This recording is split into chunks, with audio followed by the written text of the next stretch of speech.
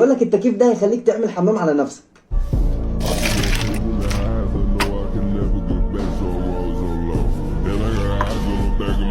فطلبنا المنتج ويلا نشوف شغاله ولا اشتغال.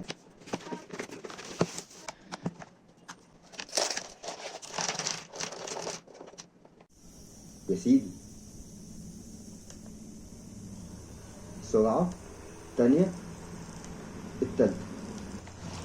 الزرار ده بتاع النور، بس كده هقفل لكم الانوار كده يبان. هو اللون ضعيف شوية بس تمام. ودي بالمروحة تتحرك كده فوق وتحت عشان تحرك البخار يا تحت يا فوق. حط بقى جنبنا كده. انا عايز اقول لكم ان انت لو بعدته عنك، يعني انا حاطه بعيد دلوقتي بسيط خالص يعني ضعيف.